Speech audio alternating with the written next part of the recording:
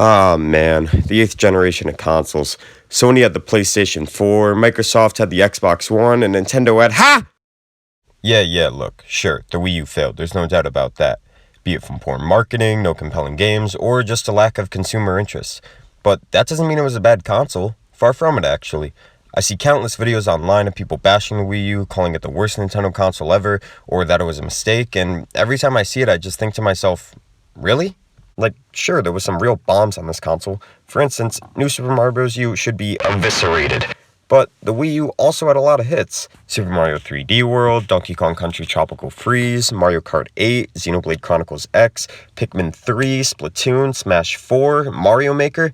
Not to mention, the greatest game ever made, Breath of the Wild, was meant to be a Wii U game only at first. Also, the Wii U has Sonic Boom, so, get fucked, Switch. These are all games that ooze Nintendo charm and quality. Say what you want about the sales, but you can't deny that these are some pretty damn fun games. They didn't reinvent the wheel or anything, like how Nintendo was really pushing for reworking their formulas for their well-established franchises on Switch right now, but they didn't have to. It felt like many of the games on Wii U took existing games Nintendo had already made and tried to really perfect their gameplay and formula and make some really strong games, which I think they did really well. But even in saying this, I realize that's not where most people had issues with the Wii U. It was the giant frickin' leapfrog of a controller. Yeah, the Wii U gamepad was a real mixed bag. People didn't see the real use of it, and most thought it was simply a new controller for the Wii. This largely can be blamed on the marketing of the Wii U, namely, the name. It didn't help that whenever they showcased the system, they pretty much only showed the gamepad, but on top of that, they gave it the same name as their previous system. Nintendo execs must have been saying to themselves, we have a brand new console with entirely new library of games, a brand new gimmick to go along with it, and entirely new services launching with the console. But God, we hate making money, so let's tie it to the Wii! Seriously, why name it this? It makes it seem that it isn't an entirely new system, like it is, and rather just an add-on. Maybe Nintendo thought with the huge success of the Wii that families would see the Wii U and go, oh hey, it's the Wii too, this'll be great, instead of looking at it and going, why would I need an iPad to play Cocoto's Magic Circus? I never saw the gamepad as an essential for the console, but I also didn't mind it too much. It felt really comfortable, and for the games that used it well, such as the Zelda remakes, I thought it was great. But then again, there's also the cases such as...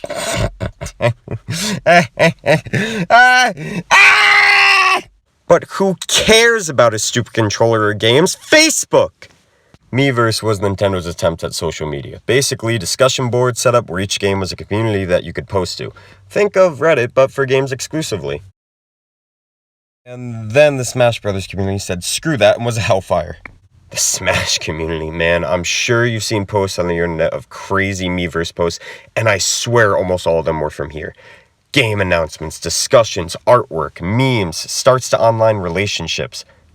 What? The Smash Brothers community was a dumping grounds for everything and anything people wanted to post, and it was so much fun to go on every day and see what conversations you could have with other Nintendo fans. Some of the best times I had on this system was just talking to people about Smash 4 predictions or finding out about a new game to play through recommendations. Finding a Miiverse post in a game I was playing, or even booting up the Wii U to see everybody's Miis jumping around, getting a preview of popular posts, gives such a strong feeling of community that Nintendo fans have. Miiverse gave the Wii U so much charm and made me use my system to do more than just play games or watch YouTube and Netflix, and although it has been shut down for some time now, I really do miss it, and I really hope Nintendo brings back something like it in the future because it was just so much fun. Now you might be saying to yourself, who's this clown think he's clowning? The Wii U? Total stinker! Case closed. All the games that were worth any time are on Switch now, and the services that made her cool are dead-zo. Well then, let me say this one last thing. The eShop. Specifically, the Virtual Console. The amount of games offered on the Nintendo eShop Virtual Console was insane. For God's sake! I mean, you could play every Zelda game ever made except for the Game Boy and CDI ones, and they don't even count! Games from the NES, Super Nintendo, Game Boy Advance, DS, Wii, and more were all available to purchase on the eShop for a low price. Some of these games, if you wanted to play them legitimately, could cost you a lot of money. To top it off, most of these games were upscaled to HD and had better frame rates. Some games like Xenoblade Chronicles, which finding a Wii copy was already impossible for, even allowed you to use the Wii U gamepad to play, which is way better than using a Wii remote. Look, an RPG with an 80-hour story using a Wii remote? The cost of batteries alone is way more than the $20 price tag of the eShop version. I played so many amazing games through this service and found out about series I'd never even known existed. Earthbound, Golden Sun, Super Metroid, hell, I even played Mega Man X for the first time on this, which, tied with Final Fantasy VII, is my favorite game of all time. It was so fun to come home on a Friday and grab a game for $8 on the eShop and have my weekend set right there. The list of games is endless, and I still buy games from the eShop today. So why did they get rid of this on the Switch? Seriously, NES Online blows. 3 NES games a month? Come on, man, how many rounds of Tecmo Bowl can you play before saying to yourself, oh yeah, it's 2019?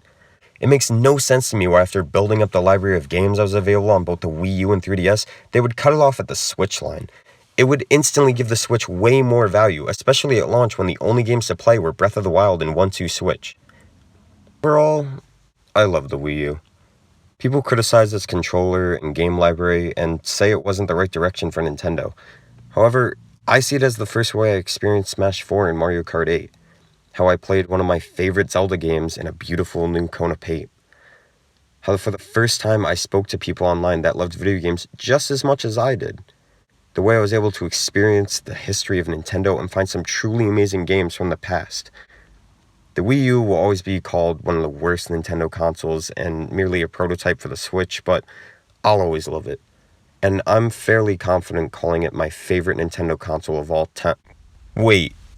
Cocoto's Magic Circus got a sequel on this console? Yeah, never mind, screw it. System sucks. Throw the whole video out.